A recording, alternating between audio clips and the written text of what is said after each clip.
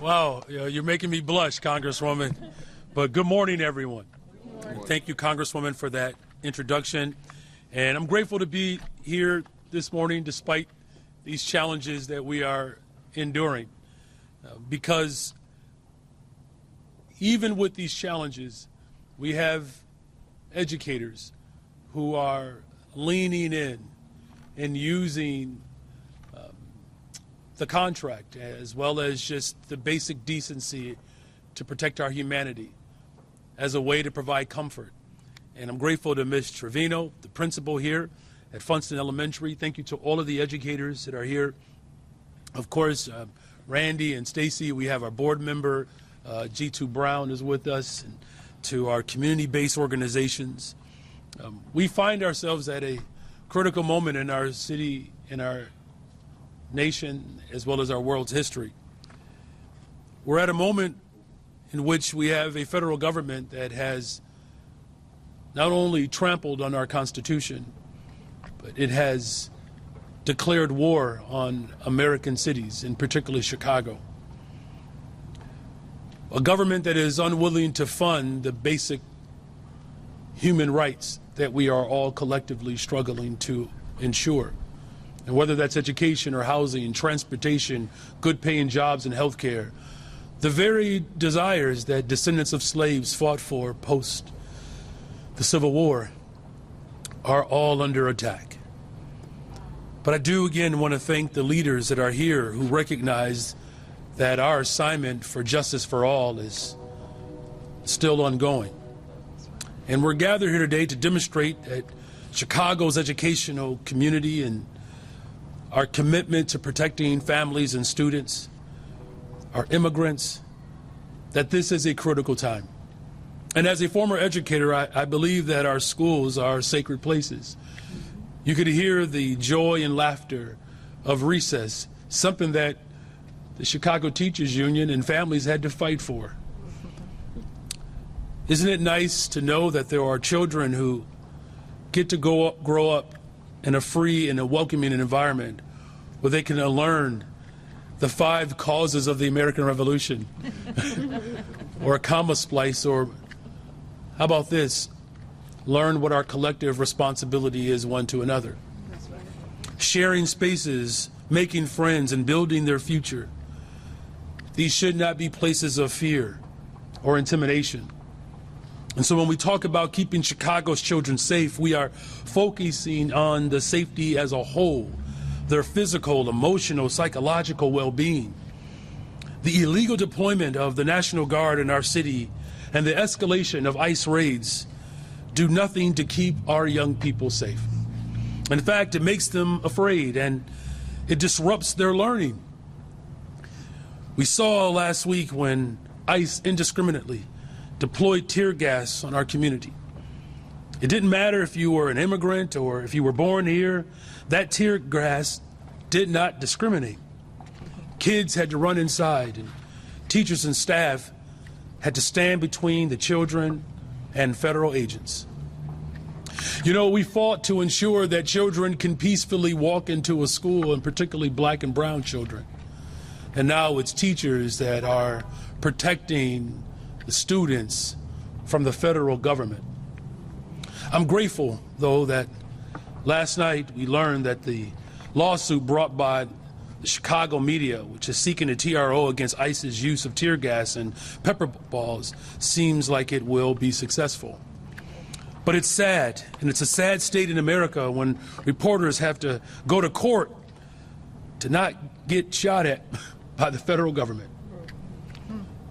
That we have to go to court so that teachers can run their classrooms and that students can get inside safely and that we can protect them from chemical agents.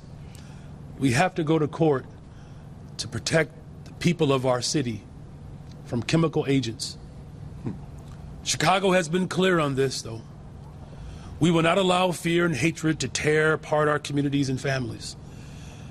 And that's what our Protecting Chicago initiative is all about. It's about standing united and protecting all of our communities' rights.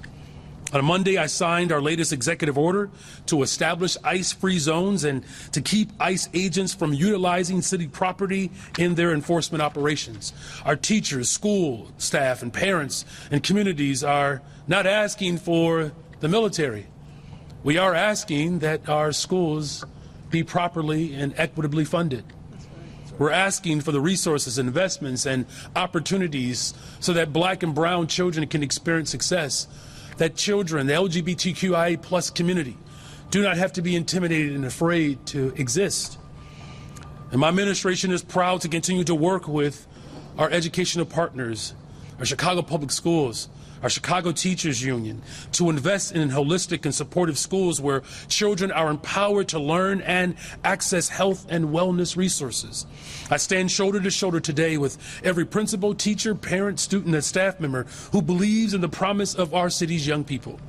It was Dr. King 60 years ago that made it very clear when he was accepting an award from an AFT chapter who told us that the field of education has become a battleground in the freedom struggle.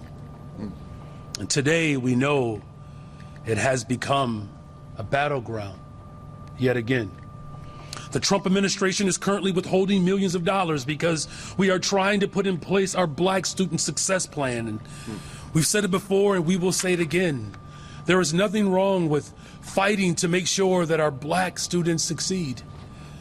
Let me be clear in my final note. We are going to fight every single day with everything that we have until every single dollar that is being illegally taken from us gets returned to the people of this fine city. And every dollar that has been stolen from the South Side as part of the Red Line extension, we will fight to ensure that every single dollar that's been cut from Medicaid and SNAP, that every dollar that has been withheld from our public schools, we will fight until every single dollar is restored. Yes, sir. So thank you all for your commitment and your partnerships. Thank you. And with that, I will turn it over to Aaron. Hello, everyone. We'll have time for one question. Craig? Mayor, we're waiting, as you are, to see what comes out of court today. Not like you have a crystal ball or anything, but, I mean, do you think that court is actually going to make a difference in what ICE actually does? Well, we've seen so far that the courts have made a difference. Every single lawsuit that we have put forward as a city, we've won every single case. And every single case that has been brought against us, we've defeated it. Now, we know in the state of Oregon that a Trump-appointed judge understood their assignment, that this is what the president is doing is illegal, unconstitutional, and dangerous. So I certainly hope that the Biden-appointed judge understands their assignment. In light of Trump's plans to send troops outside the Dirksen courthouse, will CPD be posted up nearby to monitor the situation, and what are your instructions for the officers? Yeah, our instructions are still the same, that our local law enforcement is there to protect the rights of all of our residents to be able to peacefully assemble and petition this government to do right by the people of this city and this country. That's why I signed that executive order, of which I know you have reported on, that this was not mere symbolism. This was about a clear directive to ensure that the parameters in which our Constitution has laid out that allows for the peacefully and the assembling of residents to be able to protest and express their First Amendment right, that it is the local police department's responsibility to ensure that we keep the peace. And that's what they'll do, and that's what their assignment is. Is that everyone? Oh, hi. Since Friday, we've seen volunteers outside the schools morning and afternoon. Can you kind of speak to what it means for the safe passageway of having these volunteers here? Yeah, in fact, if you want to jump in too, by all means. Yeah, I was going to say that, look, let me just say this, and I'm going to turn the mic over. We are not in this position of strength if it were not for our rapid responders. These are volunteers who are of the community, made by this community, and working hard every day to protect the community. So as mayor of the city of Chicago, I have a great deal of gratitude for the organizing that's happening on the ground. But please. Yeah, no, I mean, the only thing I would add to that is that despite the rhetoric of the federal government, nobody wants ICE here. Nobody, right? All just regular people, neighbors, are figuring out how to be there for one another, right? Running groceries, coming on corners, alerting, right? That's what we're seeing. There's an outpouring of people who understand the assignment, right? That if we do not stand up, this will become normal, and we cannot accept this as normal, right? So these are just regular people. No, nobody has capes on, right? Nobody, right, has some special, abilities. They're just regular people who understand that people have the right to eat, to work, to go to school, to just walk. I mean, these streets are empty, and it breaks my heart every day, right? That I see my elders having to go to work in this, and are just looking over their shoulders constantly. I don't see any Latino on their phones on the street anymore. They are up and they are alert and they're looking. And so these people that we see, the volunteers, they are hundreds this week, but I assure you, they are probably 90% of the city, of people who want to know how to protect each other. Right. And we're learning. Every day we're learning. So thank you. Thank you. One more? Okay. This question is for Randi or Stacy or G2? For anyone who wants to answer, but for also you. There have been parents who, in light of everything, have been asking CPS to launch a virtual learning option. I'm just wondering what you think of that, if you think that is something that the school district should we have to consider. explore all of our options. Look, this is, a real heart-aching moment. The city of Chicago voted the best big city 9 years in a row. And we have incredible economic development that is occurring. I was just with IHCC, the Illinois Hispanic Chamber of Commerce, and these businesses have been profoundly impacted because people are being intimidated and harassed, and the federal government, the Trump administration, is terrorizing cities across America. And as we have worked to make these necessary investments to build safe and affordable communities, he is literally undermining the hard work that we've put forward. And so, as mayor of the city of Chicago, my responsibility is to do everything that I can to protect people. And as much as we know that schools, playgrounds, parks, libraries, these are public accommodations that have to remain safe spaces. But in the meantime, we may have to explore and look at other ways in which we can keep people connected until we, fully defeat the tyrant that is in the White House. All right, this is the last one. All right, Randi, you're up. This is for you, Mayor. Sorry. Tensions are so high right now, and we saw the protesters last night, 500, National Guard here.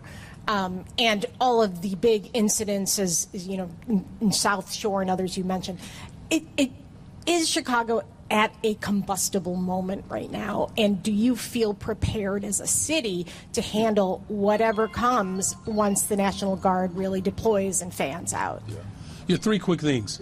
Again, the President of the United States of America has declared war on Chicago. Now, look, between Randi and Stacy and myself, we're all social studies teachers.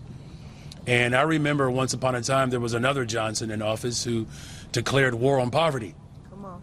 And now we have a president who's declaring war on poor people. It's unconscionable.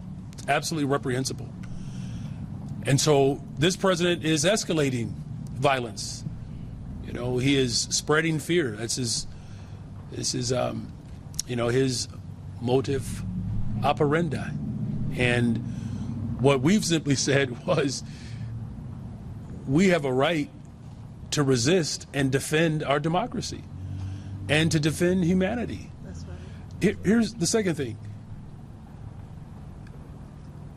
Federal troops, they're not trained to police. They have no policing authority, no arresting authority, none whatsoever. So the very thing that he is saying that he's going to send them here to do, they can't. I mean, you saw them in D.C. They were streets and sanitation workers. Here's the thing, you don't need a uniform to volunteer to pick up trash. And here's the final note.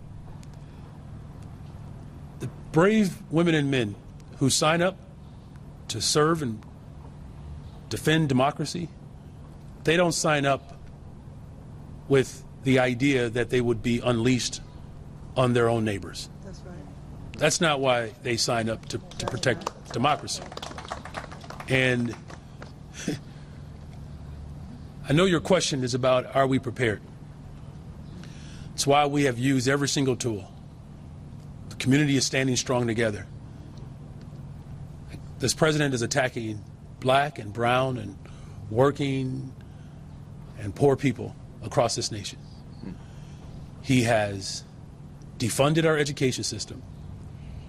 He has defunded our transportation system. He has defunded health care. He has defunded our efforts for housing.